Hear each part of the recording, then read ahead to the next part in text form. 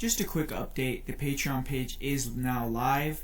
The link will be down below if you want to check it out. You'll have access to all of my betting packages and much more. Thanks again for all the support, but for now, let's get into the video. Yo, what's up guys, we're back. We're going to be doing another breakdown predictions video. This week it's for Giga Chikadze versus Edson Barboza. It's UFC Vegas 35, I believe. Another really good card here, and the main event's awesome. We should get a kickboxing fight, 4-ounce gloves. That's two of the best kickboxers in MMA right now, so that should be really fun to watch. And it's going to be a good card to break down here, and a lot of good matchups, I feel like. But like always, I want to give a big shout out to the sponsors sponsoring this video. First, we have EquitySportsAnalytics.com. They're a really great capping service that caps sports all over the world. They do a really excellent job, and I've talked about them before. They're very transparent. They do a really good job breaking down the analytics and really getting deep into it to see what they the best angle to take on, the best bet to do. They have a minimum goal on the calendar year of 96 units, so pretty lofty goal there that they're probably going to reach. I do have faith in them reaching that goal 100%. And they also have a 4-day free trial going on right now. They have their dividends program where they will give you $25 for each unit lost over a 2-week period. And they're just really great guys, man. Friends don't let friends gamble without math. They're some of the best in the business, and I 100% give them a big plug here. I really do think that they do a great job. So definitely check them out. Just go to EquitySportsAnalytics.com, and you can see everything they have to offer there, and definitely advise you to check it out. And then we have the Fanatics Fantasy MMA app. This is another great app where it's essentially an app where you can go in, you choose which fighter you think is going to win. So right now I'm looking at the Jake Paul versus Tyron Woodley card that's on this Sunday. And, you could put your predictions in there. And basically you're going up against either the group you're in, the world, and you can kind of gauge how you do on your bets, things like that. They obviously have UFC Vegas 35 here. They have all the fights where you can input your picks. And, it's pretty fun. They got the...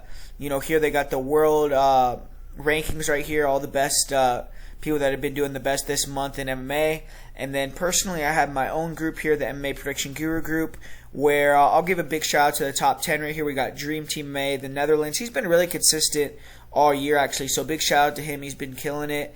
I Fucks with MMA, Aiden Anderson, Burn 1, LeBron James 23, Ricardo Weber, Chrisology. We got Robert LaFrancois, and then the Expert. So, those guys have been killing it, man. I'm in there as well. I've actually been doing pretty well recently. We've been getting into a better groove here with the predictions. So, make sure to, be checking out the channel, things like that. But with the Fanatics Fantasy MMA app, like always, I am going to be doing still this $100 giveaway challenge where whoever accumulates the most money versus Vegas at the end of the year, which is... part of the app, is going to be getting a free $100 courtesy of the Fanatics Fantasy MMA app. And what I'm going to be doing now is because, eventually, you can't just jump in November, December or something and, just get the prize. I feel like that's a little unfair. So I'm going to be giving you guys 1 month from now. So just basically like around the end of September. If you're not signed up by then you will not be eligible to win the $100. You could still sign up to the group and everything like that, but I think 3 months is good because you can have advantages and disadvantages. Some people are going to be negative when you join, so you'll have a little bit of a leg up on them, but there's going to be people that are going to be positive, and you're going to have to catch up. So I think 3 months, pretty good sample size. So, you got to get in here soon if you want to be eligible to get the $100. I'm going to be seeing all the people that are in the group before the official date that I give you guys. That's the end of the giveaway. But like I said, make sure to check out the Fanatics Fantasy MMA app. They're a really awesome app. They are giving you a lot of information as well. If you check out the actual application you downloaded on the App Store, they have fighter stats. They have a lot of different things. You could look at betting lines on there. So it's a pretty interesting app. Definitely think you should check it out. And join our group and interact with us. There's a chat, you could talk, and it's pretty fun. So definitely recommend the Fanatics Fantasy MMA app. You could check the description for both EquitySportsAnalytics.com and this Fanatics Fantasy MMA app link. And if you want to check them out, and I really appreciate them sponsoring the video and appreciate you guys for watching. So we're going to be getting into the video now, and right before I get into it, I just want to say if you want to check out the Patreon this week, there's a ton of events, and I am going to be putting out probably either Friday. I'm not 100% sure if I want to do it. Put down in the comments actually if the people that are already on Patreon or who are interested in this content, do you want me to put the Dana White Contender Series predictions before the events, so I could put it on Friday, before PFL, before Invicta and all that, or I could give it to you guys Sunday after the UFC and everything, and that's going to be on the Patreon, all my Dana White Contender Series predictions, and the bets for Dana White Contender Series, which, I've been really good, consistently throughout the years with that series. It's, I believe, 12 weeks this time, so I'm really excited for that Dana White Contender Series. It's another card where we can make some money. And like I said, I've been really good with betting the Contender Series last few seasons. So excited for them to bring that back, and definitely think you guys should get in on that and check it out. So if you want to check it out, definitely go to the Patreon. And like I said, tell me if you guys would like that before the fights on Friday, or would you want it, after everything's done on a Sunday. So let me know about that. But if you want to check out the Dana White Contender Series predictions, bets, that's going to be on Patreon, as well as PFL, Invicta, LFA, Bellator when they have events, all that good stuff. So make sure to go over there and check it out. But we're going to be getting into this UFC Fight Night Barboza versus Chikadze card. It's a really good card here, and we got the first fight of the night. We got Martinez versus Guido Cannetti, and they're starting out right away with the firefight. And first of all, I just want to say, right away, shout out to Martinez. He's fighting 1 week removed from his coach Sal Solis passing away, so sure he has a heavy heart here, but everyone's going to be cheering for him to get the win, and hopefully he can go out there and perform to the best of his capabilities. He was supposed to be fighting last week. He was going to take on Trevin Jones, but obviously he has a lot of motivation now coming in this fight, but it could also maybe be a distraction. It's going to be interesting to see how he does out there. But he's going to be taking on a veteran here in Guido Cannetti, who was supposed to be fighting Mario Batista on this card, I believe. So it's getting a little bit of a switch up. And I believe it's a similar opponent, but, I think Mario's maybe a little bit better. Obviously, Mario's had a few UFC fights, and he's proven himself a little bit more than Martinez. But what I hit on off the top is the year-and-a-half layoff for Cannetti. I don't really like that, man. I mean, he's only fought one time in the last 2.5 years. And he's 41 years old, so he's very old for a bantamweight. He hasn't actually won a fight since May of 2018, where he pulled off the upset against Diego Rivas. So it's been quite a while since he's actually tasted victory in the octagon. But, it's pretty impressive Cannetti is even able to compete with these guys at his age. And he's grinded out there at Team Alpha Male with some good guys. I think at this camp, though, he actually is training in Argentina. So I don't know if his grappling is going to be, as sharp. But he's dangerous early on. He brings it. I mean, 9 of his 13 fights have ended in the first round. And he has good movement, dangerous kicks. He's real aggressive with his hand combinations. He has some power in that straight right hand. He likes to rip the legs early to try to open up his body kicks and head kicks later on. And he will throw some spinning attacks, but he slows down pretty quickly. I mean, he probably only has like 4 or 5 minutes of gas tank. And, with age, that's only going to get worse. And, his style, is really, kind of predicated on athleticism, which, with age is always going to slow down a little bit. He has a tendency to load up on a lot of his shots. He will brawl as well. He'll throw some naked kicks. And his style is predicated on, being fast, explosive, moving in and out. And, he was knocked out in the first round in his last fight. I don't think he's going to probably even look as sharp or quick on Saturday night as he did in that fight. But he is dangerous. If he catches Martinez in an exchange, he could knock him out.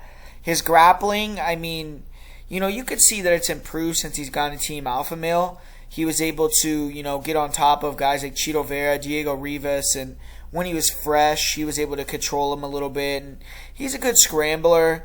He will reverse takedowns, get on top. Doesn't really shoot takedowns offensively, but the thing about Guido is when he gets tired, he tends to get caught in submissions, and he kind of taps out pretty quickly. He's been submitted in 4 of his losses. And like I said, he's been training in Argentina for this match, not Team Alpha Male, so I don't think his grappling is going to look quite as good if they do end up going to the mat here as it would have if he was in the States. With Martinez, he's going to be the bigger guy. He's going to have a 4-inch height advantage, 2-inch reach advantage, and to me, he's definitely faster. He's pretty slick. He switches stances. Really, good movement. He can go in and out. He, uses a lot of lateral movement, a lot of feints. Really kind of tries to keep guys off balance. Like I said, he'll switch stances, and he really likes to, work that left hand. So he has a really good straight left hand. He'll switch stances, use the jab, use that counter left hook. And that's kind of a weapon that I think he's going to try to use here against Guido, because Guido, being 5'6", he does have to kind of explode in and he close distance, and he's pretty good at it, but he can kind of get a little bit obvious, and that's where Mana, could either counter him with that, left cross if he's in, southpaw, or go to orthodox, counter him with that, check left hook, or maybe like a stiff jab. And Martinez has some pretty good low kicks as well. Sometimes, with his kicks, he can, kick, throw naked kicks and get countered, which I think Cannetti's going to be looking to, either catch the kicks and get a takedown, or come over the top of the kicks and counter with a, big overhand or a cross or something. And, I feel like with this fight, Martinez, his grappling, hasn't really been the best throughout his career. He does have a tendency to get taken down. His takedown defense isn't very good, but he's a threat on the ground. He has a good guard. He throws up a lot of submissions, and he's caught guys with arm bars, triangles. The thing is, though, is if guys get stuff his submissions, he does gas out pretty quickly. And against Draco Rodriguez, he kind of got caught in a submission in a scramble and got put to sleep in a triangle. I've seen him fight Dulani Perry. This fight was earlier in his career, and he got controlled, dominated on the mat, especially in the 3rd round. And that was the only time in Martinez's career that he's been to the 3rd round. So he's a guy that isn't very experienced in long fights. He has only been to 1 decision in which he lost, and 6 of his last 7 fights have ended in the 1st round. So both these guys like to get the job done early in the 1st round. And this is a fight where, obviously Cannetti's up against it, in my opinion. I think it's, going to be trouble for him to try to find a win. I mean, I feel like on the feet, Mana is going to have the speed advantage, the range advantage, and, he's going to be able to counter effectively with that left hand. Guido explodes in and out. He can be a little bit obvious with his techniques, and his chin isn't as good as it used to be. I don't think he's going to be as fast as he used to be. Even last time we saw him fight, he's almost 42 years old. Also, I think Guido Cannetti may try to come in here and mix it up, go for the takedowns, because he feels like Martinez maybe is weak in that area. But if he does do that, I could see him gassing himself out, and Martinez even maybe finding a submission, which the odds on that are pretty good odds. So, I feel like Martinez is going to win this fight inside the distance. So I'm going to go with Mana Martinez in this one, fairly confident on the pick. But, with him being a huge favorite, it's going to be his UFC debut. I wouldn't load up on him or anything like that, But I do think Martinez should pick up the win here, and I think he will do it inside the distance. And up next year, man, I feel like this fight could be higher up on the card, but we got Pat Sabatini taking on Jamall Emmers.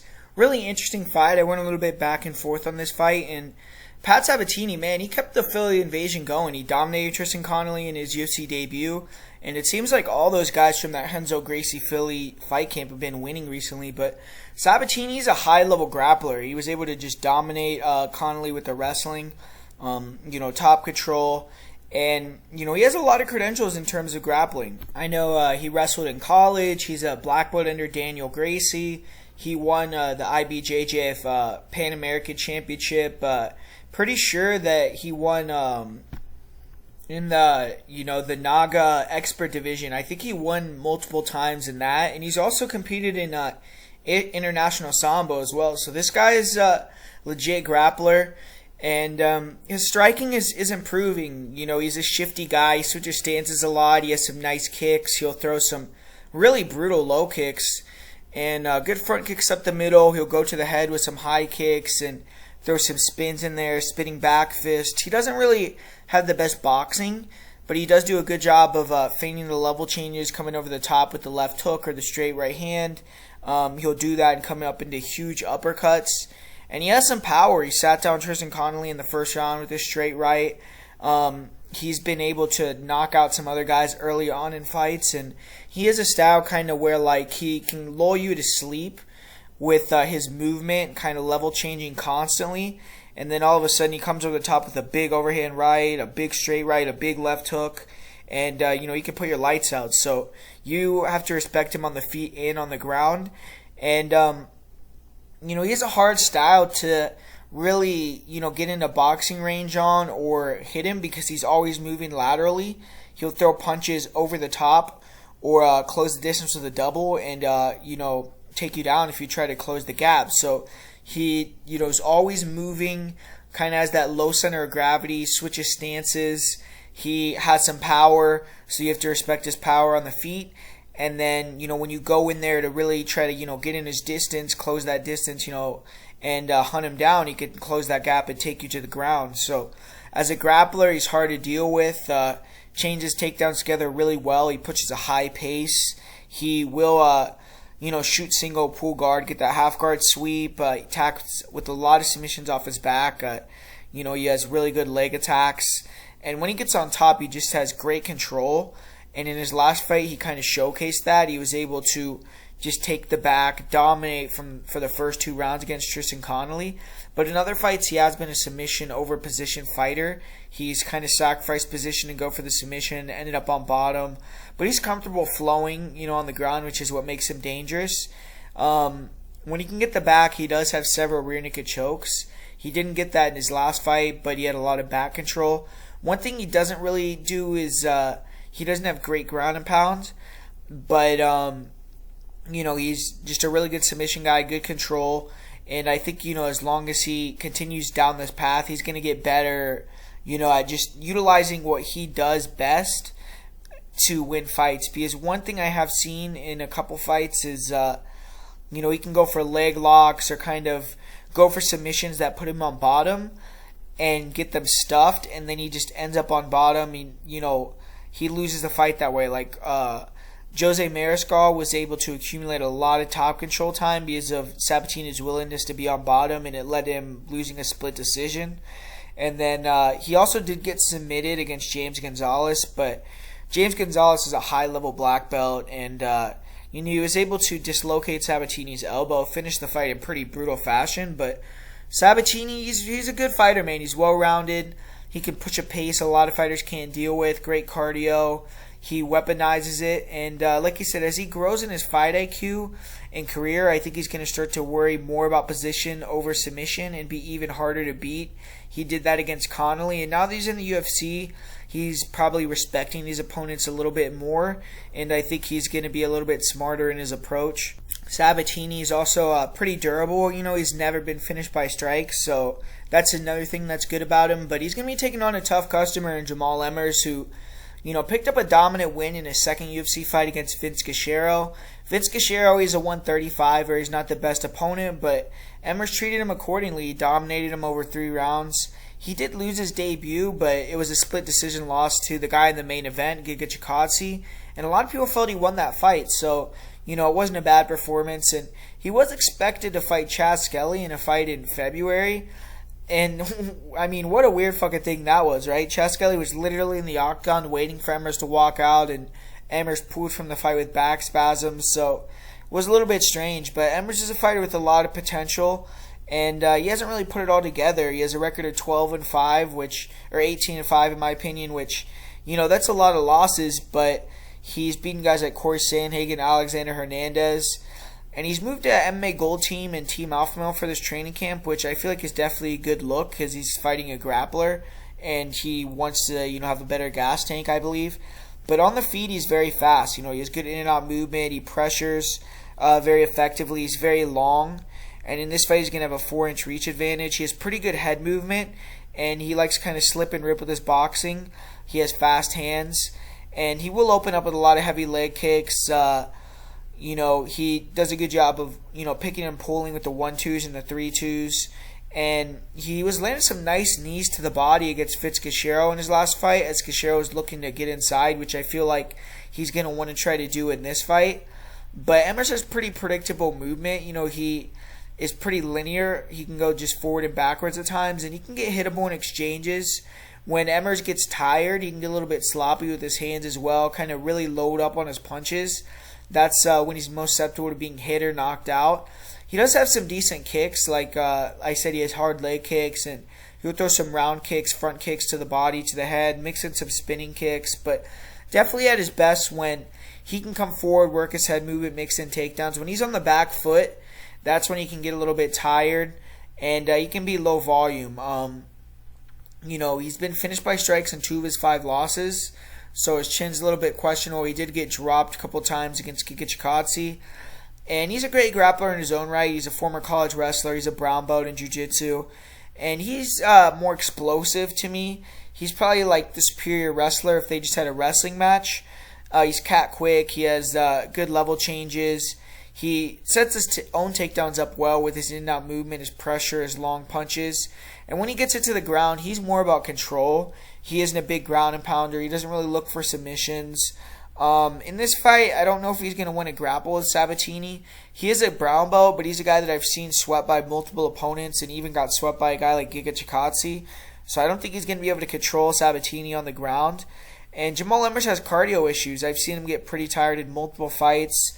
He usually has the athleticism ability to just stay away in the third if he's built a lead or hit the takedowns and hold on to victory. But pushing a pace on Emmers can force him into a mistake, and he does tend to make mistakes in fights and get submitted. I've even seen him against low-level opponents have kind of lapses in judgment and let them kind of get their way back into the fight. But when Emmers is on and he's doing his thing, he's a pretty high-level fighter. But you see where Pat Sabatini's style can get him in trouble as well in the eyes of the judges, like his fight with Mariscal, where it was a scramble fest. He allowed himself to get taken down, accepted bottom position, and Mariscal was doing a good job denying a lot of the submissions, and he had a lot of top control, and that's why he lost the fight.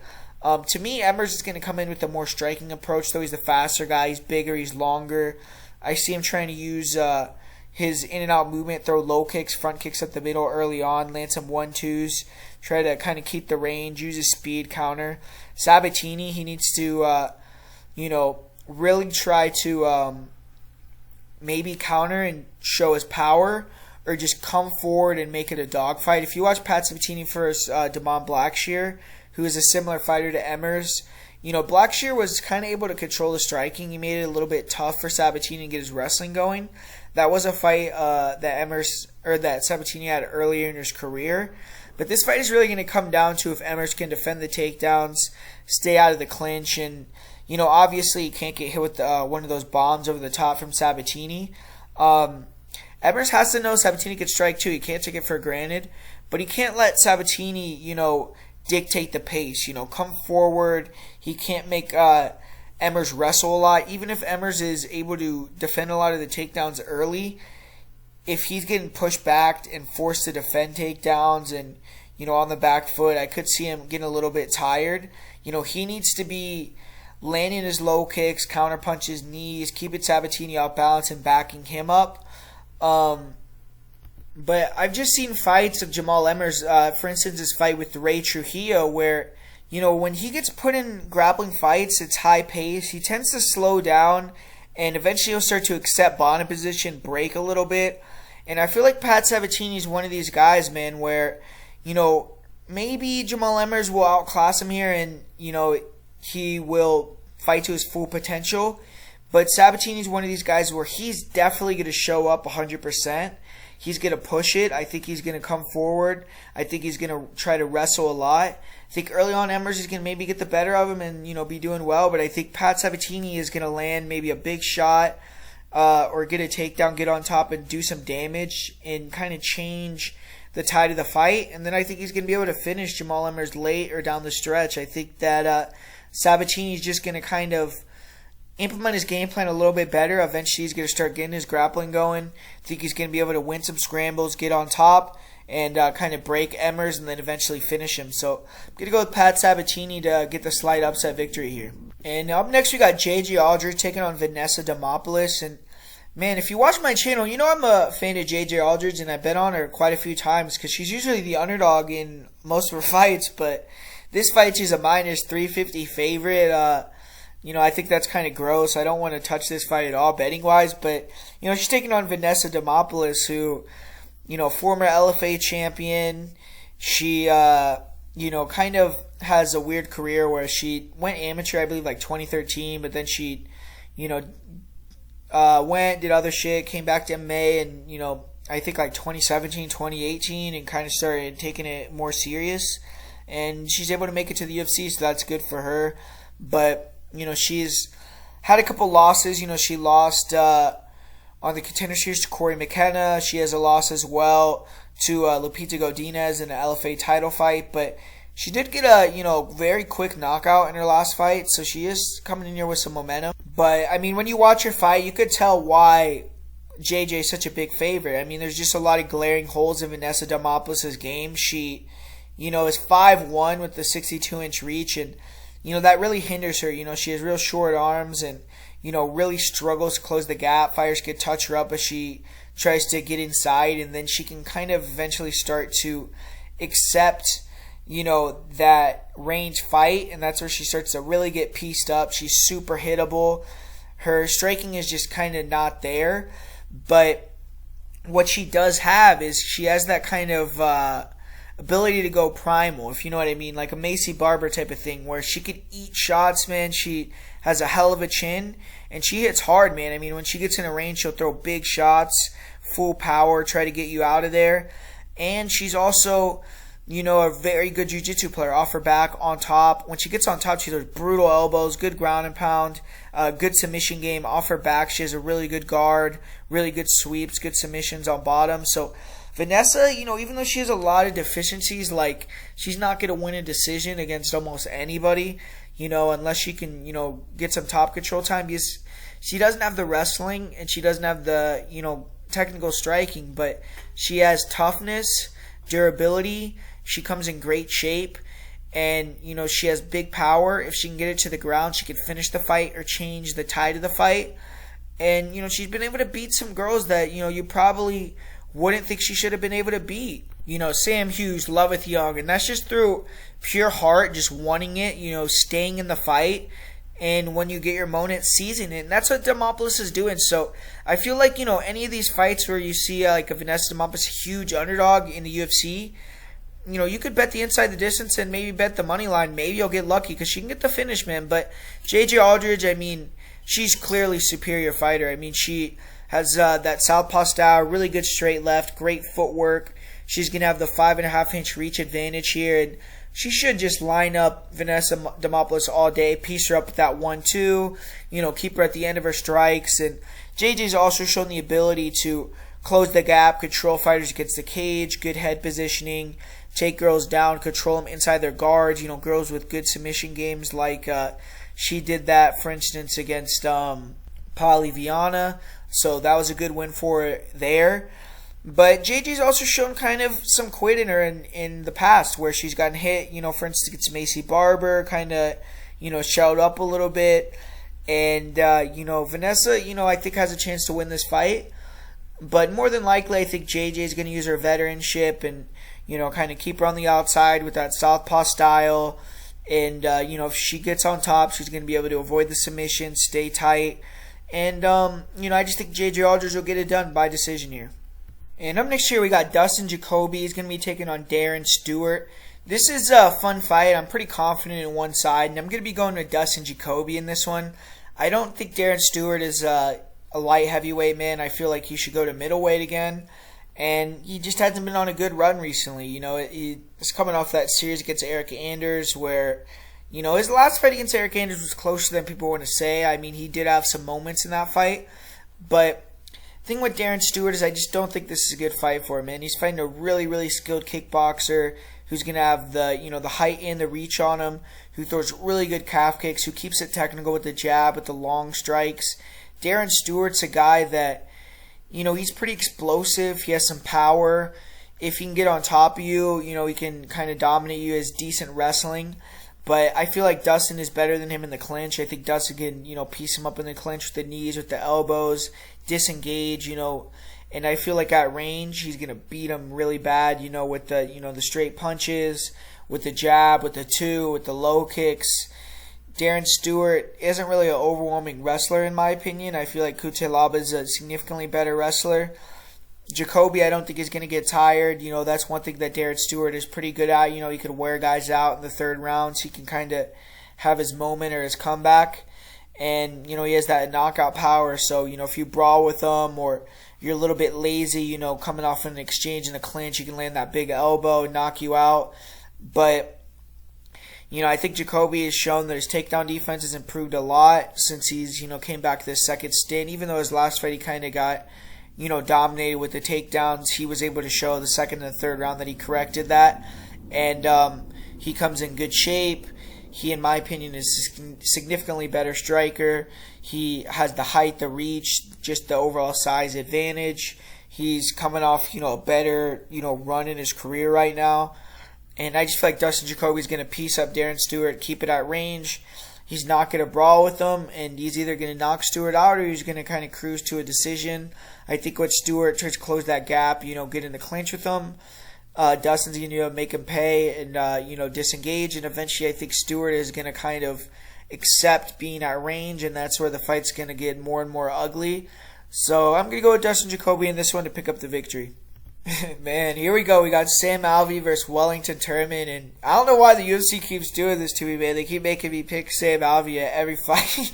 So, I'm going to be going with Sam Alvey again, and this one, man, I mean, this fight, though, it's like, I don't really want anything to do with it. I'm not going to have a big breakdown on the fight. I mean, I do like Sam Alvey. He's always a fun guy. He comes out with a really good style, southpaw. He comes in there to bang. His last fight with Julian Marquez was fun to watch, man. I mean, and he always has the same weapons. He has the leg kicks that he's gotten a little bit better at, more active with in recent years. But he really just looks for that straight or overhand left and that check right hook. And he's very good with what he does. He's, a Team Quest guy, so his takedown defense is, clinch, defense is very good. He can disengage, get out of the clinch. He can defend takedowns very well. We've seen, he's done very good against certain grapplers. He knocked out Kevin Casey. He's been able to submit guys like Eric Spicely. He has some wins over some other decent wrestlers, grapplers. Dan Kelly, Rashad Evans, even if they're, a little bit older, obviously. But, he also has had fights like against Ramzan Ameev where he can get a little bit tired. But the thing is, with that fight, he did come in short notice. He missed weight, so I don't really think that's indicative of much. But another thing I don't like about Alvey, just with this fight, is that I didn't like how he necessarily looked at 185. I felt like it was a tough weight cut. I felt like he wasn't taking the shots as good as he did at light heavyweight, and obviously he got hurt very bad and then submitted. So in this fight, though, with Wellington Turman, I mean, I just feel like he's significantly better on the feet. Turman is a bruiser. He'll come forward and, throw some cross combos, some nice low kicks, body kicks, high kicks. And, he's kind of like a stiff, Terminator guy. Comes forward. He could take some punishment, or he used to be able to take some punishment. Land some, 1-2s or his body kick. Just across the distance into that clinch, and he's very strong there. He has good takedowns, good top game, pretty good submission game overall. But in the UFC, man, I mean, his last two fights, he's gotten knocked out bad, bro. Like, real bad. You see that fight with Andrew Sanchez? Like, he's astro traveling, man. And then the knockout that Bruno Silva put on him was real bad as well. Like, he's out cold both those fights. So, Sam Alvey, he's shown the ability to turn the lights out with one punch. So, coming off 2 knockout losses, Sam Alvey really isn't the best opponent to have. It's a guy that's going to have height reach advantage on you, size advantage, can defend the takedowns, is a better striker than you, and has knockout power, good counters, and you're a guy that, comes forward and, tries to push the action, I feel like this is as good a chance as ever for Sam Alvey to get another knockout. Wellington, obviously, he's going to be trying, I guess, to hold Sam Alvey against the cage, land some, blitz combinations and, maybe get him tired by continuously clinching up with him and, pushing him backwards. But I don't really see him being able to take down Sam Alvey, control him on the ground, submit him. I mean, when's the last time? I can't even remember someone took down Sam Alvey and was like controlling him on top and passing his guard and, held him down for 3 minutes in a round. I can't remember. I mean, if you guys can recollect that, put it in the comments below, but I can't remember any fight, where that type of thing happened. But to be confident in Sam Alvey, I mean, it's just tough. Like, he's taken a lot of damage. He just got dropped really badly before he got submitted. He's 10 years older than Wellington, and, he's been in the UFC for a long time, and he's a guy that has had ups and downs, but he hasn't won, I believe, in his last 6 fights. He hasn't been able to get a win, so it's put up or shut up time. I think, he's probably been saying that for the last 3-4 fights, but, the UFC's keeping him around, and they're giving him guys that, he could potentially beat, like Wellington, Turman. So they obviously, respect his style, respect him coming up on short notice, respect, that he always brings the action. So, I mean, I'm going to pick Sam Alvey by knockout again, man, in this fight. First, second round knockout. Don't trust Wellington's chin at all. I feel like it's kind of a tough matchup. And going to go with Sam Alvey here. And in this next one, we got Abdul Razak Alhassan taking on Alessio de Chirico. And this is a bit of a switch up. I think Abdul Razak was supposed to fight Antonio Braga Neto, but unfortunately Neto, couldn't make it to the fight, so Alessio de Chirico's coming in here. This should be a fun striking fight. Alessio de Chirico, he picked up the biggest win of his life in his last fight. He highlight reeled, the Mr. Highlight of 2020, Joaquin Buckley head kick knocked him out. It was pretty stunning, but, he's been a middling fighter for a long time now. He's been in the UFC since 2016, but never really managed to have a sustained run. He did, recently snapped that 3-fight losing streak, so kind of needs a win or two to get himself back in the mix. And he's a counter striker. I do feel like he's coming lighter and in better shape recently. He's improved his speed quite a bit, his footwork. He likes to move around, use lateral movement, and kind of walk guys into strikes. And he doesn't really attack first. He, won't really throw jabs, not a lot of setups, and that will make fights low volume. So he has a lot of close fights. But he will open up with the kicks a bit. He has some pretty nice leg kicks, body kicks, head kicks. And he obviously head kicked Buckley in his last fight. It was kind of a weird finish. He didn't really even set the head kick up at all, but Buckley ducked right into it. As far as the hands go, de Chirico, he likes to hold that lead hand low and kind of utilize a lot of shoulder rolling so he can invite guys to throw and counter with his right hand. And he has a really good straight right hand, good right hook. He definitely has some power. He will attack the lead hook a lot. He's been in the octagon with super durable guys like Julian Marquez, Kevin Holland, Zach Cummings, and he was able to make all of them feel his power. He does have 2 knockouts out of his 4 UFC wins, and he's a tough guy. He has no problem brawling. He has a good chin. He will wing some wild hooks and exchanges, sometimes throw for the fences, and defensively he's a little bit hittable, but he's never been finished by strikes. He did almost get finished against Zach Cummings. He got dropped the head kick with like 1 second left in the fight. And if there is more time left, I kind of do think he would have been stopped. But he has 5 knockouts himself, and he's not a grappler, but he can mix it up and, throw some nice knees in the clinch. He has, if he has a strength advantage, he will try to muscle guys and tire him out a little bit.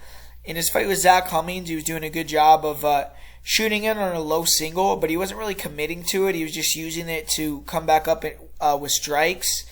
And against a fighter that he doesn't fear as much on the ground, as Cummings, who's a BJJ black belt, he could eventually use that setup to get the takedown on a guy like Alhassan. On top, de Chirico isn't really dangerous, but he's shown the ability to control guys on the ground, and he isn't going to likely submit anyone or finish anyone with ground and pound, but maybe could control a guy like Alessio or Abdul Razak on the ground. We saw Jacob Malkoun just do it, but I don't really see him coming in with that type of game plan. And Chirico has pretty good takedown defense, but it seems like when he gets put on his back, he's not very good. He's been submitted a couple times, but he's a vet. He paces himself well. He has good cardio. I do feel like as the fight goes on, he's going to be the guy in better shape. But sometimes he doesn't really have the volume to differentiate himself from his opponents, and that's why he's only 3-4 in decisions, and he's lost his last 3 decisions in the UFC. He has 2 split decision wins in the UFC, so those fights he arguably could have lost as well.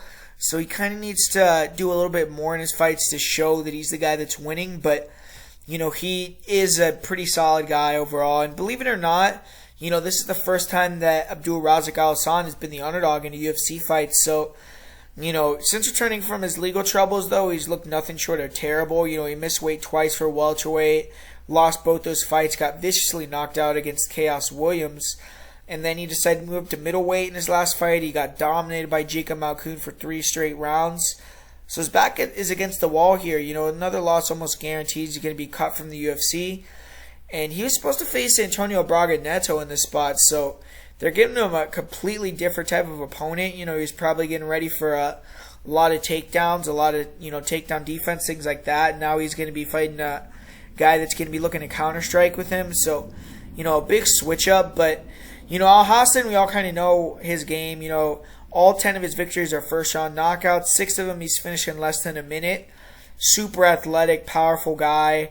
He, tries to get guys to brawl with him because he just has the speed and just real good durability. And, he's very, very fast and just powerful as fuck. So, he could explode, close the distance very quickly. Good uppercuts, good crosses.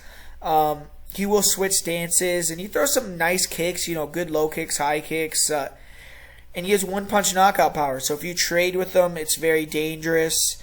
He did get knocked out pretty badly against Chaos Williams, but that's the only time he's been finished in his career.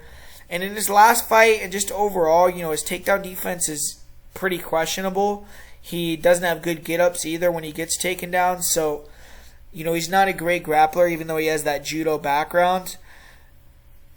But I don't really think he's going to have to deal with that in this fight. And it's going to come down to basically, if Abdul Razak can kind of catch Alessio before he starts to slow down, then I think he's going to win. And that's the bottom line of it because, I feel like Alessio is a good counter-striker.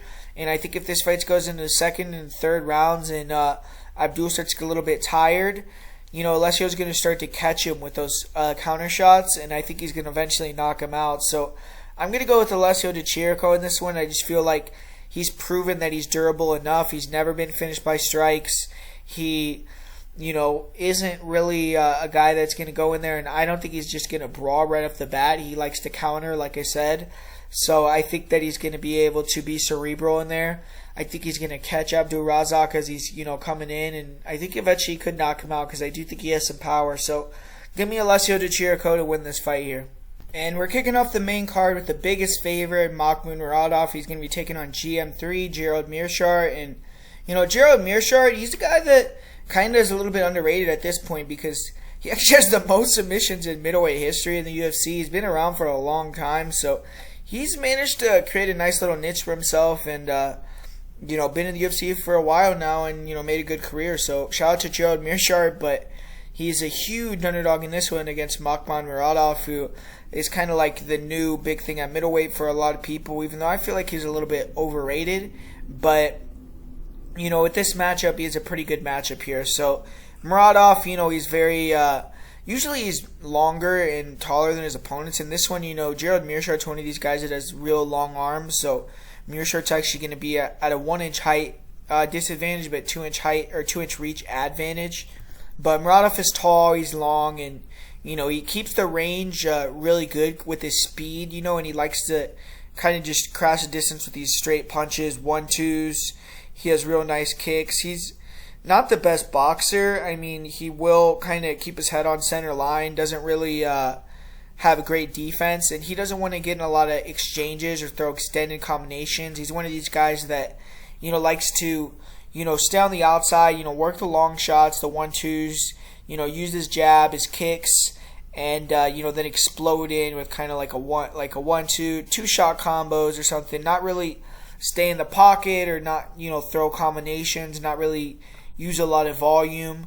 And he will mix it up and grapple against guys that aren't the greatest grapplers. He doesn't really go for takedowns, but he'll use the clinch, get in that Muay Thai clinch, use knees, elbows. And this one, I think he's just going to be trying to keep the range, though, essentially. And his takedown defense is pretty good. He had issues early in his career. He got submitted a few times and, taken down, but it seems like he's kind of corrected that. And it's just his speed, his distance control, it's hard to, shoot in on him effectively. So GM3, in this fight, he's going to have to, use his jab to set up combinations and try to throw long combinations, stay in the pocket, and use those combinations to set up the takedowns. Because he can't stay at range with Muradov. He doesn't have the speed. He's going to get clipped up, probably knocked out. His chin has looked weak recently. And, I don't really feel like he's going to be able to take him down. He could maybe take him down, but I just think it's not likely. One thing about Muradov is he did get a little bit tired in his fight with Alessio Chirico in the third round because Chirico was just walking him down the whole fight. But I just feel like the difference in this fight is going to be the speed, man. I think that's going to be the main difference. I think early on, Muradov might kind of slow play it. But once he starts to get his range, I think he's going to start really, being a little bit more aggressive with his blitzes and touching up GM3. And I think GM3 is just not going to be able to close that gap. I think he's really going to struggle with the movement and the speed of Muradov. And I do think Muradov's eventually going to get that knockout. I just think GM3's kind of chin's a little bit weak at this point. But the money line's a little bit crazy in my opinion. I think it's like a minus 600 now. But the pick for me is going to be Muradov by knockout. And we got the first of the Ultimate Fighter fights here. This isn't a championship fight. It's just two guys that were on the Ultimate Fighter. But it's Andre Petroski taking on Michael Gilmore. And Andre Petroski is a Team Ortega guy. He won his fight against Aaron Phillips on the Ultimate Fighter, but then lost in the second round to Bryan Battle, who we're going to talk about coming up. And he's 5-1 before coming on the show. He's 7-1 as an amateur. Obviously picked up that one win on the show, but it's not a pro win. But all 6 of Petroski's wins as a pro, technically I'm going to count it. Finishing the first 2 rounds. So he's a guy that goes in there, gets his work done early. And he's a grinder, good submission game. Another one of these guys out of Renzo Gracie, Philly. So he's going to have been trained with Pat Sabatini for this fight. So they're, similar weight classes. It should be a good training partner. Never mind, I'm crazy. I don't know what I'm thinking. It's not similar weight classes, but still, they're training together. He has Sean Brady to train with and some other guys over there. But Petroski's obviously young in his career, 5-1. And on the feet, he's a southpaw. Likes to work that left kick to the body. He'll work the left straight body head, some, double straights. He does throw that left cross to leg kick combination pretty effectively. And he's pretty explosive. He'll explode into, some straight shot combination, some uppercuts. He has some decent speed and power, but he's still a little bit stiff with his striking, though. He's not very comfortable. Really kind of just tries to pot shot from the outside until he can time a level change. And, in exchanges, he's very hittable. Fighters who can walk him down, stuff his takedowns, are going to give him issues. He got beat up to the body, which really slowed him down in his loss to Aaron Jeffrey. But, if he can grapple you, he's a very strong opponent. He, had a pretty good wrestling career at University of Kutztown. And his father wrestled at Penn State, so he definitely has good wrestling genes. And he has good level changes. He'll maul guys against the cage. He has good takedowns against the cage. And, Aaron Jeffrey at LFA 93 did do a good job of making Petroski pay for his takedown attempts with knees in the clinch, elbows. But Petroski is a really good single leg at range, so he could take you down in the center of the cage as well. He does a good job of jumping on that front headlock position if you try to stand up. And when he gets on top, he's very aggressive with the submission game. He has a good guillotine. He has good top control, good ground and pound. He transitions well. He does a good job when he can get to the mount or the back, staying super heavy, flattening guys out, going for the finish. He has good ground and pound from those positions. He's a good scrambler as well, and he can push a pace, good cardio. He's been fighting more lower level fighters, so it's a little bit hard to tell how good he is. But he's a good athlete, he's powerful, he's a good wrestler, he has the jiu-jitsu ability. He's still green though, he has some flaws in the feet. But he has good cardio, like I said, and he did pace himself badly against Aaron Jeffrey. And in certain fights, I do feel like he does push it really hard. So, fighters that can extend him, because he hasn't really been in a lot of long fights. I don't know how his gas tank is going to do late, but he does push a high pace. In his fight with Bryan Battle, everything was going well for him, and just kind of got caught with the front choke out of nowhere, submitted in the second round. But Michael Gilmore, he was a Team Volkanovski fighter, and unfortunately for him, he only had one fight on the Ultimate Fighter where he lost by first round submission.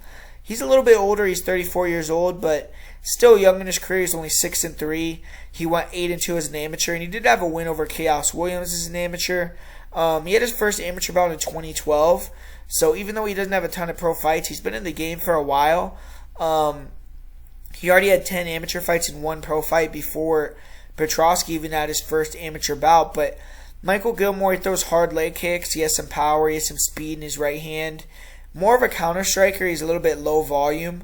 Kind of tries to feint, use footwork, his leg kicks, and look to counter with the 3-2s or the 1-2s. And he's definitely the more skillful, better striker. He's technically better. If he can land a few low kicks and kind of compromise Petroski's leg, he could start to take over the fight. But he isn't the same athlete as Petroski. He's not as explosive. I don't think he's as powerful. And he's not a good grappler. He's weak submission defense. He's been submitted in all 4 of his losses. Got submitted once as an amateur.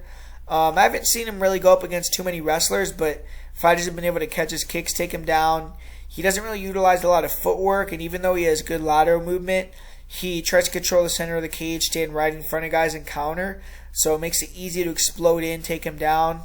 I've seen him drop an opponent, get in his guard, and get submitted by a triangle. So, even when he's on top, I think he doesn't really have the best submission defense.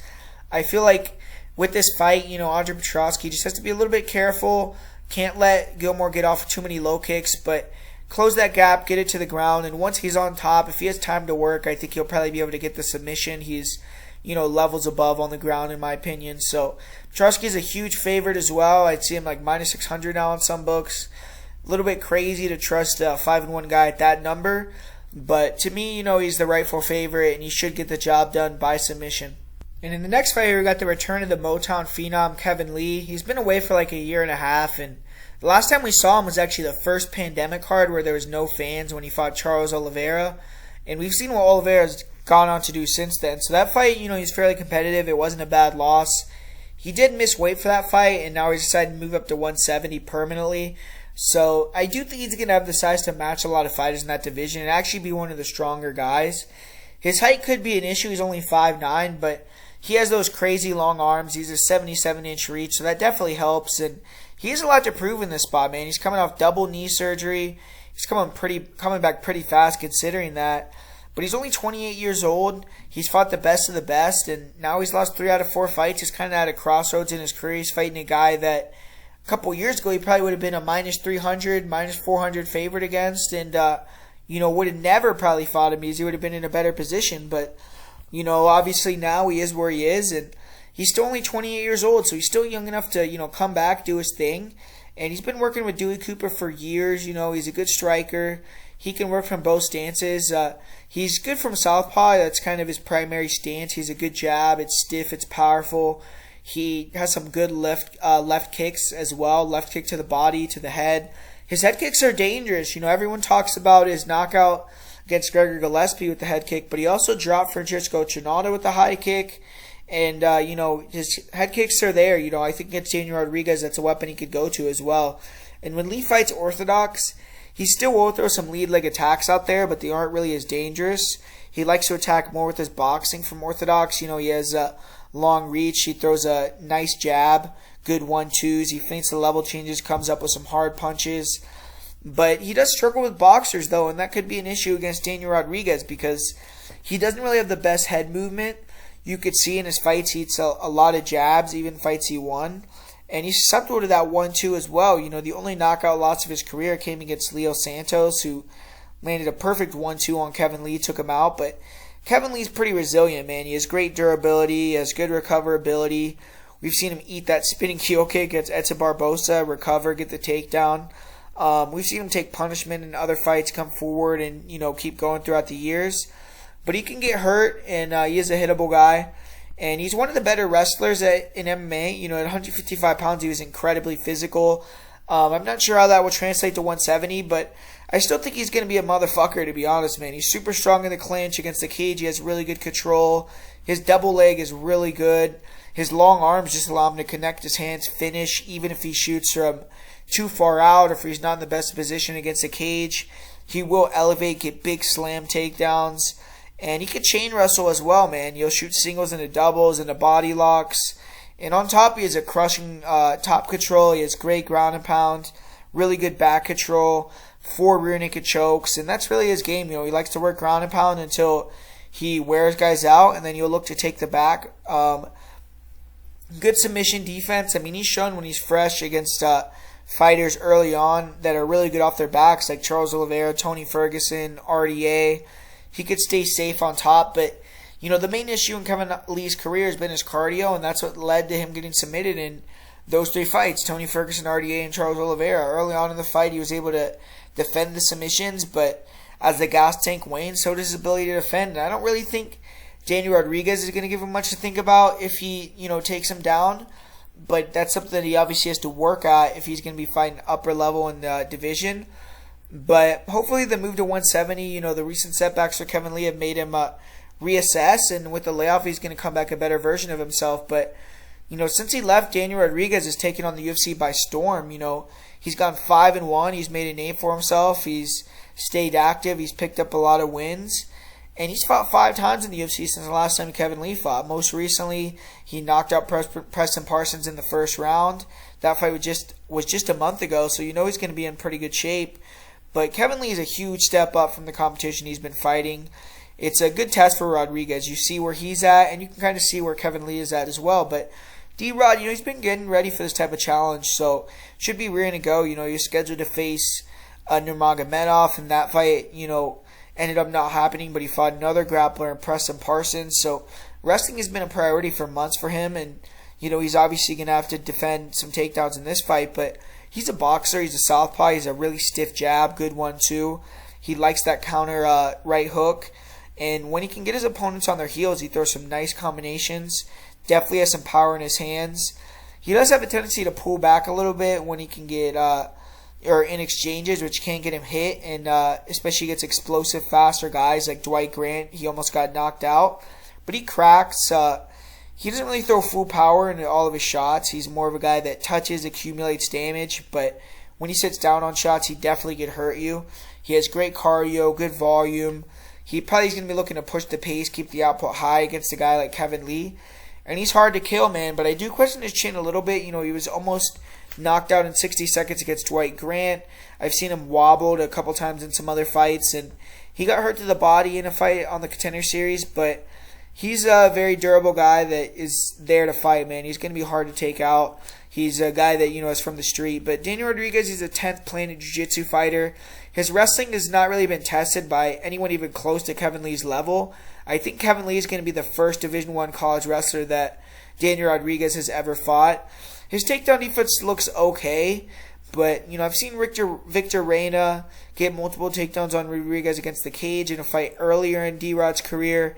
Nicholas Dalby was also able to use singles and doubles to drive D-Rod to the cage more than once, have some control there. Kevin Lee's incredibly physical in those tie-ups, even at 170, and I see him being a load in that position if he can get it. Rodriguez has seemed to come into his last 2 fights in better shape. He's going to need that so he can, you know, use his footwork, his hand speed, and be as fast as possible to keep the distance. Mike Perry in round 1 was able to shoot it on Rodriguez, hit a nice single leg takedown.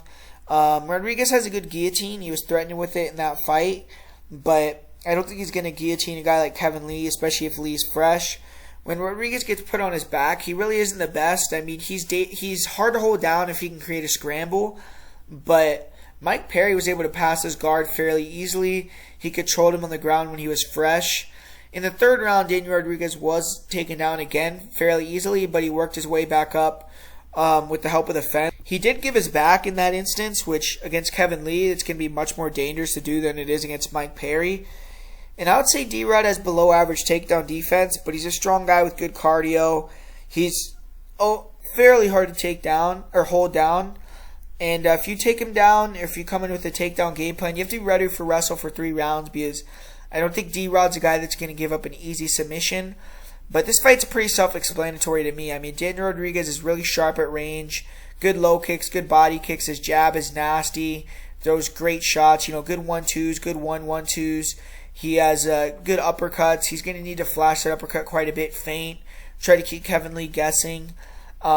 Essentially, the game plan he had against Mike Perry. And for Kevin Lee, I see him working the kicks from the outside, the body kicks, the high kicks, but really just trying to use that to close the distance, get the fight to the ground. I think Lee could dominate in the clinch. I think he can hit takedowns fairly easily on Rodriguez. Rodriguez is constantly working his grappling, but against Mike Perry, he was taken down pretty easily. And Perry is a good grappler, but in my opinion, nowhere near the level of grappler that Kevin Lee is. Mike Perry also didn't really go to the grappling as much as he needed in that fight. I think Kevin Lee is going to be much more active trying to get it to the ground. With Lee, we have seen him hurt with 1-2s and, hit with a lot of jabs, and that's what Rodriguez is money with. So, Lee could be in trouble in certain spots. He also has a tendency to crack when fights get tough. But if he can get to the mat, none of that matters, and I think he can. On top, Lee should dominate positionally. I think I could see him even getting a rear naked choke. He's fought so many amazing fighters, man. To me, this is a step down in competition. I mean, just look at some of the names that Kevin Lee has been in there with in his recent run. Charles Oliveira, current UFC lightweight champion. Gregor Gillespie, top 10 lightweight. RDA, former lightweight champion. Ali Quina, former, title contender. Edson Barboza, animal beast. Tony Ferguson, former lightweight champion. Michael Chiesa, former top 5 lightweight, top 5 welterweight. Daniel Rodriguez, he's been in there with guys like Preston Parsons, Mike Perry, Nicholas Dalby, Dwight Grant. I mean, it's a pretty major difference. A huge step up for Daniel and a big step down for Kevin. Lee has to win this fight to me, man. His career is really in no man's land. I mean, I think he's faced much trickier, more dangerous strikers that are tougher to take down and close the distance on. He's been able to beat guys like Edson Barboza. He should be able to take down Daniel Rodriguez and get the finish or put on a dominant performance, but with coming back off double knee surgery, having lost 3 or 4 fights, moving up to welterweight, there are some question marks here. I'm still going to be riding with Kevin Lee, though. I'm going to pick Kevin Lee to get the win, and I think if he comes in and looks good, he can do it dominantly. So give me Kevin Lee to pick it up. And we got the first match of the finals for TUF here with the 135-pound finals. And Ricky Turcios, he's been close to making it to the UFC for a while. He's from Team Alpha Male. He did compete on the Dana White Contender Series in 2017, lost to Boston Salmon. And he may not have won a Contender Series, but he made good on his Ultimate Fighter opportunity. I mean, he went 2-0 on the show. He's getting a chance to fight in the UFC, and he had really fun fights, man. He's very experienced for a regional fighter. I mean, he's fought primarily in Texas, but he's been in there with guys like Steve Garcia, Boston Salmon, Josh Paiva, Mana Martinez. And he's a long grappler. On the feet, his game has improved quite a bit. I mean, he used to not be very dangerous and really would kind of just work that check left hook a lot, throw a lot of kicks from the outside. But his striking looked much better on the Ultimate Fighter. He, was working the jab much better, using his reach, throwing a lot better punching combinations with speed and power. He was throwing some nice 1-1-2s. He was bringing the body shots. He did good on the inside and just looked way improved. I mean, his defense looked better. He had his hands higher. His cardio has always been really good. He always brings the action. And he stands tall, and his head movement isn't the best, so he can be hittable in some fights. He also can get countered off of his kicks sometimes, and I've seen him get dropped, knocked out against Mana Martinez. But he has a good chin. I mean, he can weather it. And I do feel like, on the Contender Series, his defense looks significantly improved. I expect him to put a lot of pressure in this fight against Brady Hiestand, try to stay in his face, keep it long, use the volume, deny the takedowns, and break him with the pace and the striking. But he's a good submission grappler. He isn't very strong or physical, so he struggles to hit takedowns, but he's good when he can get it to the mat. You'll look for the single or the body lock, try to muscle guys to the ground. And in the clinch, he has good knees. When he gets on top, he has good top control. He likes to stay heavy in half guard. And when fighters work to stand up, he will try to take the back at the rear naked choke. He'll get that body triangle on. And, he does a good job of controlling from there. He's also, a threat with his submission game off his back. He's, pulled off some submissions off bottom. He is pretty good at creating scrambles and getting back up to his feet. His butterfly guard is hard to pass. And this fight with Brady Hiestand is going to be won with whether Turcios can create scrambles and get back up to his feet, or deny the wrestling. Because if he can't, then he's probably going to be on the wrong side of the win. But he has great cardio, and this is probably going to be a dogfight. I mean, Brady Hiestand, young 22-year-old kid, but he proved his worth. He got a split decision over a really good fighter in Josh Reddinghouse. He knocked out Vince Murdoch. And coming into the house, he had a lot to prove. He fought real low-level competition. The combined record of opponents Hiestand defeated prior to TUF was 1 win and 24 losses. He also got knocked out by a 9-5 opponent in 2019. You do have to question his chin a little bit. I mean, he got finished in 35 seconds against Alan Messick. He also got finished as an amateur in his first amateur fight in 2017 by strikes as well. But I will say it's pretty impressive for a fighter with that resume, 22 years old. He got thrown in there with an almost 21 fight veteran and a guy that has wins over the likes of fighters like Sergey Morozov and Josh Reddinghouse, and he beat him. So he definitely has a lot of potential, and he has something you just can't teach, and that's just extreme toughness, heart, the willingness to grind. His fight with Josh Reddinghouse was awesome. He took an absolute beating in that first round, but he was undeterred. He still worked the takedowns. Got Reddinghouse a bit fatigued in that round, and then he won the second and the third. And on the feet, he's not the best. I mean, he has a long reach, it looks like, for the division, but I feel like he's not going to have as long a reach as Ricky does. But, he will work the lead hand. Like, he has a good jab, left hook. He'll work some kicks. He tries to use a lot of feints, bring the knees up. But his striking is really just close the distance, get the fight to the ground, very hittable. If you could stuff his takedowns, you're probably going to dominate him on the feet. He is super durable. He's unrelenting. I mean, he's going to keep pressuring through your strikes. 2 fighters have been able to hit that off button so far, so it's possible. His style is reckless. But if you can't take him out, he's probably going to drown you on the ground. He's a tenacious grinder. He has good wrestling skills, really good double leg. He has good timing on his level changes. Usually he can finish the takedowns with pretty little resistance, but like I said, I mean, most of the fighters he fought are complete, terrible fighters, but he's really aggressive on the ground. He has good ground and pound. He mauled Vince Murdoch, finished him with ground and pound in the first round. He likes to go to side control, look for the crucifix, land big shots. If fighters give their backs, he'll take the back. He has good back control. He isn't really the best at getting his hooks in or locking in the rear naked choke, but he'll just kind of mat return guys and, stay on them, get them tired. He does have a couple rear naked choke victories, and cardio-wise, he pushes a crazy pace. Both these guys have great cardio. Prior to the Ultimate Fighter, I would say it's kind of a mirror match, but Ricky Turcios really looked to level up with his striking since joining TUF. Had his hands higher, throwing punches faster, sharper, had more bad intentions. His jab improved a lot. He works it early and often. He chopped the legs up. He was set up his kicks a lot better. And he's gotten better with his volume and his combinations. And I think he's passed Brady Hiestand in terms of striking by a pretty large margin. Brady on the feet is really just going to be looking to work that lead hand, in my opinion.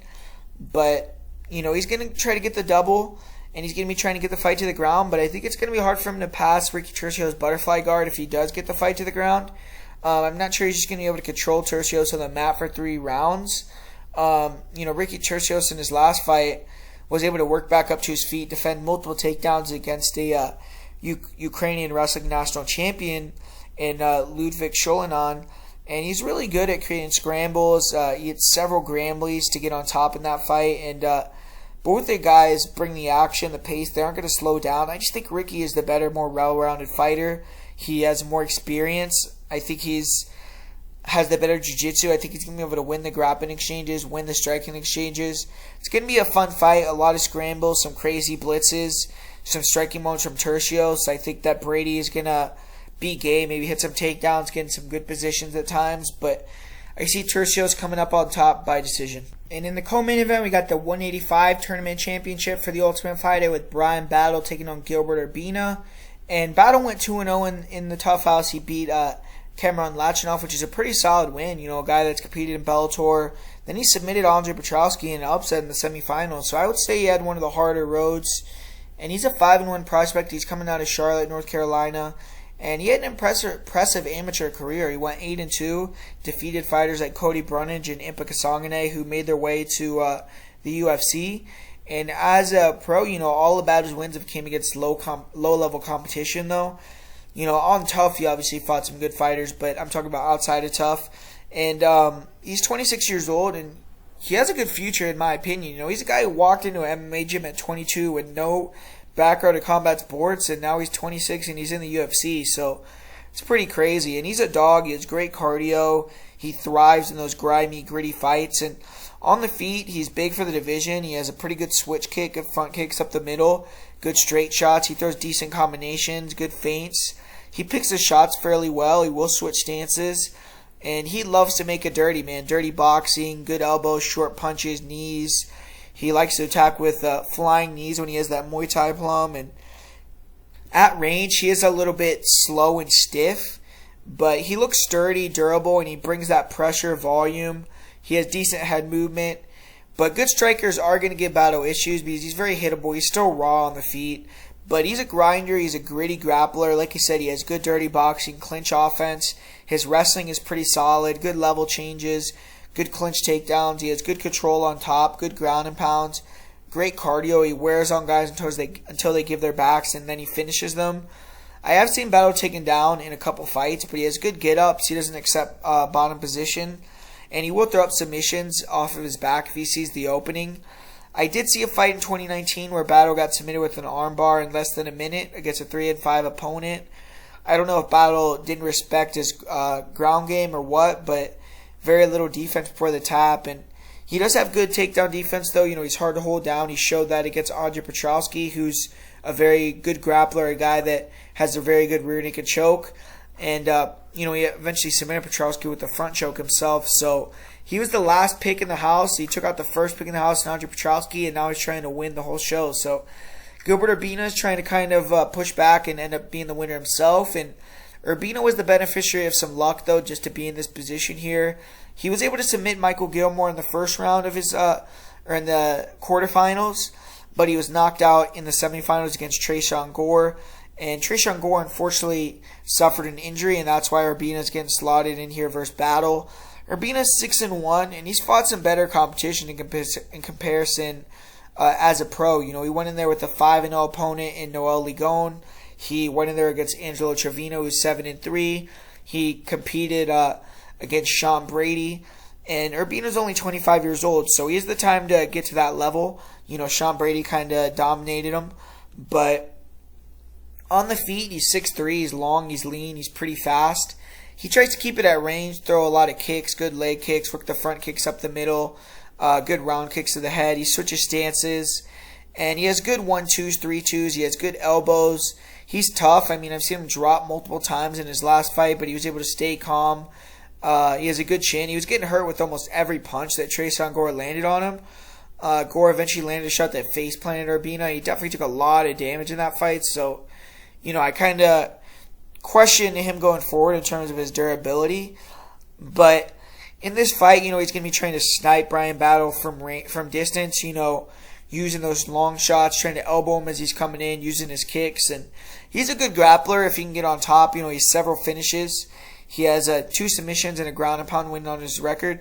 He earned a submission on the Ultimate Fighter as well. And he has good body locks. He can catch kicks and get the takedown. He has a good back taker. He's 6'3", so he uses his height well to break fighters' bases, flatten them out, get that body triangle. He has good control, good ground and pound from there. And, you know, he will, you know, get the neck if they expose it. And Bryan Battle does give his back to stand up, so Urbina is going to need to exploit that if he has to win this fight. But I've seen Urbina taking down himself. I've seen him give his back against Angelo Trevino. He was able to scramble to top position every time he got taken down. And he's a Mexican, so you know he's bringing the chin, the cardio, the forward pressure. And in a way, Urbina and Battle are similar fighters. This is a really fun fight. Both these guys are dogs. They like to mix it up. They are raw on the feet, but Urbina has a different game. He likes to keep it at range, throw some elbows if you try to get on the inside. I think he's a little bit more technical on the feet and with his jiu-jitsu, but Battle's the better wrestler, the stronger guy, more physical, more durable. He's a real middleweight. He's big, and he's probably going to stay at the weight class, while Urbina has fought at 170. I think that may be the difference in this fight. Battle may be able to control the grappling better, land his usual clinch shots, and get takedowns, get on top. I think he can land the more eye-popping concussive shots in the feet. He has to be careful not to give his back against Urbina, because Urbina could control him for the whole round or get the neck. The elbows of Urbina are dangerous. I do think Urbina's a live underdog because Battle's a bit stiff. He throws a lot of kicks. Urbina is good at catching kicks, getting on top. He's good at sniping guys from the outside a little bit. And he's going to be looking to, catch the kicks, take the back of Battle, or, hunt with a big shot, knock him out. But Battle needs to try to hunt for that chin with big punches, make it a dogfight, because it seemed like Urbina, is getting hurt with every shot against Tresean Gore. And Tresean Gore does look like he has some raw power, but if you look at his record, he has no KO wins as an amateur or a pro. So it's kind of weird that Urbina was getting dropped or hurt with every punch. So I'm going to pick Battle to win this fight by knockout in round 1 or round 2 here. And alright guys, before we get to the main event, I want to try to get 300 likes on this video. That would be amazing, man. Try to, get back in the algorithm a little bit. So please hit the like button. It really helps the channel. Let's try to get 300 likes on this video. Like I said, I'd really, really appreciate that. So before we get into the main event, it's Edson Barboza versus Giga Chikadze. Hell of a fight, man. I mean, it's going to be, probably the best kickboxer in the UFC for years. I mean, I can't really think of another guy that I would kind of associate with kickboxing and MMA, or, besides Edson. I feel like he's kind of the guy, and he's going to be taking on Giga. So, this could be kind of like a fight where, Edson kind of gives the torch to Giga Chikadze in terms of who's, one of the, the faces of kickboxing in the UFC. But the thing about it is, Edson's been around the game forever, and, he's a beast, man. He came down to 145, and you got to respect that. It's kind of like similar to Jose Aldo, where, these guys have been big lightweights, big featherweights, and they've dedicated themselves at an older age to get down in weight and try to chase the belt again. And Edson, he's put himself in position, where if he beats Giga, he can get a top 5 guy, and if Giga beats him, he can get a top 5 guy. This is a big time fight with, big stipulations here. And up next to your man, I mean, like I said, this is going to be crazy, dude. I feel like this is going to be like a kickboxing match in 4-ounce gloves here, but we got Edson Barboza, who just has so much more experience in terms of fighting higher level competition in MMA. And I don't really see him, implementing his brown belt jiu-jitsu or getting takedowns. But if there was ever a fight he was going to do it, maybe it would be this one. But I think they're going to go out there and just try to see who's the better striking. But, I just feel like, both these guys are incredible kickers. I mean, Giga, I don't know if he's as good a kicker as Edson, but he's right there, man. I mean, when he's in southpaw, he has that nasty liver kick to the body, the Giga kick, which he obviously caught Cub Swanson with. Great timing, super fast with it. He, could throw kicks from both stances to everywhere, man. Throws spins.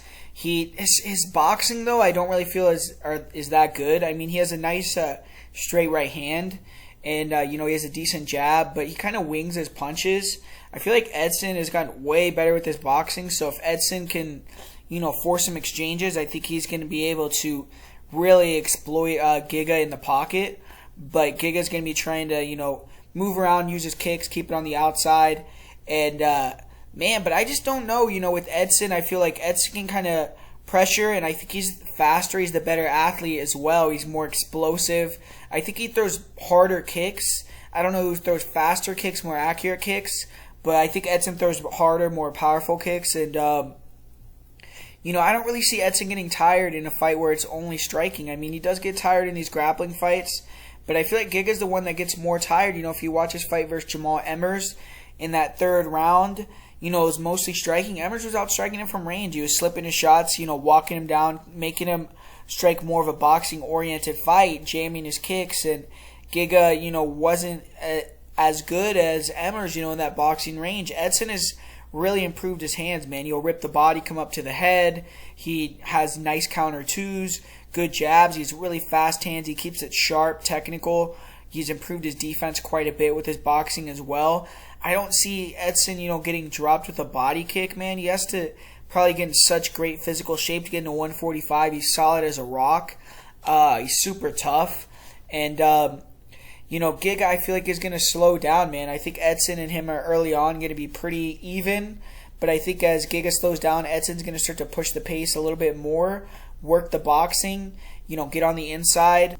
Giga really isn't a guy that pressures or really throws a ton of volume. So I don't think that Edson is going to, really be in much not danger, because Giga obviously can hurt him at any point and he has some power, but I feel like Edson's going to be able to get into his groove and do what he wants, and Giga's going to be trying to react to what Edson is doing.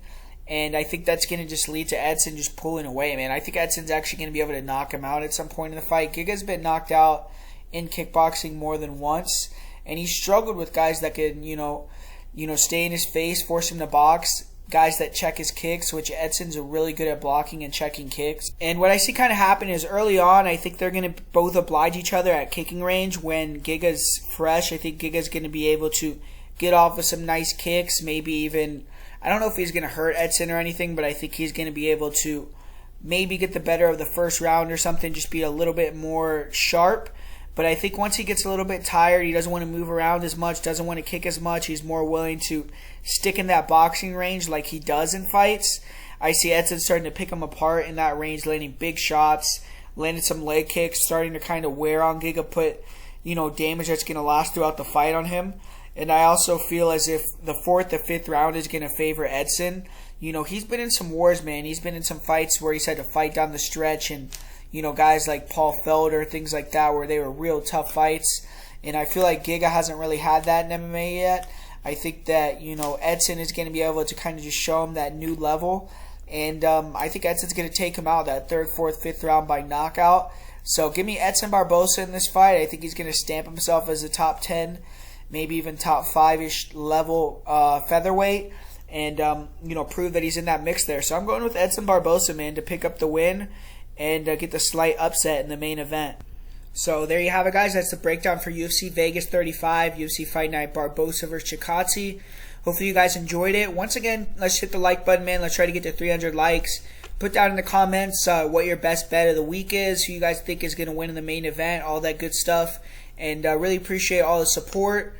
For the parlay of the week, the most confident pick this week, my parlay of the week is going to be Dustin, Jacoby, and Martinez. And my most confident pick is going to be Makhmud. So thanks for watching, guys, and I'm going to talk to you guys later. Like I said earlier, if you want to get in on the Dana White Contender Series, on the Patreon, the PFL, everything like that, make sure to check it out. The link's going to be down below in the description. And hopefully everyone has a good day. We can make some money and, win some cash on Saturday night.